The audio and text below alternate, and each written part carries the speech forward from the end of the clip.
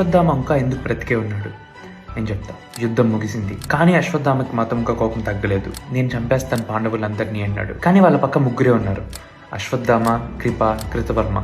పాండవులు నిద్రపోయేటప్పుడు రాత్రిలో టెంట్లోకి వెళ్ళేసి వాళ్ళని చంపేద్దామన్నాడు. కానీ ఆయన లోపలికి వెళ్ళి చంపాలనుకునేది పాండవులు మాత్రమే కాదు. లోపలికి వెళ్ళిన వెంటనే ద్రోణాచార్యని చంపిన శిఖండి అని దృష్టజ్యుమ్న ఇద్దరున్నారు, నిద్రపోతూ చంపేశాడు. ఆ తర్వాత 5 మంది పాండవుల్ని చంపేద్దామని చెప్పి 5 మంది తలలు నరికేశాడు. ఆ 5 హెడ్స్ తీసుకొని దుర్యోధన దగ్గరికి వచ్చాడు చూపిద్దామనేసి. కానీ ఆయన తీసుకొని వచ్చింది 5 మంది పాండవులు కాదు, ఉప పాండవులు. అంటే పాండవులు వాళ్ళ పిల్లల్ని చంపేస్తుంటాడు. ఇది తెలిసిన వెంటనే ద్రౌపది, పాండవులు చాలా బాధపడిపోతారు. ద్రౌపది నాకు అశ్వత్థామ తల కావాల్సిందే అంటుంది. అర్జునుడు కోపంలో ఏం చేస్తాడు, వెళ్ళి బ్రహ్మాస్త్రం వదులుతాడు ఆయన మీదకి. రిటర్న్ ఆయన ఒక బ్రహ్మాస్త్రం వదులుతాడు. ఇవి న్యూక్లియర్ వెపన్స్. ఈ 2 గాని కొలాడ్ అయితే మాత్రము ఆ తర్వాత ఎర్త్ పైన లైఫే ఉండదు, మీ బాణాలు రిటర్న్ తీసేసుకోండి తగిలే ముందే అనేసరికి అర్జునుడు రిటర్న్ తీసుకుంటాడు. కానీ అశ్వత్థామకి రిటర్న్ తీసుకునేది తెలియదు. ఉత్తర అభిమన్యుడి వైఫ్ ప్రెగ్నెంట్తో ఉంటుంది.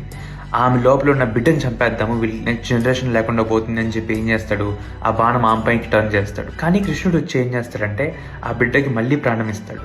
ఆయనే పరీక్షిత్ మహారాజు.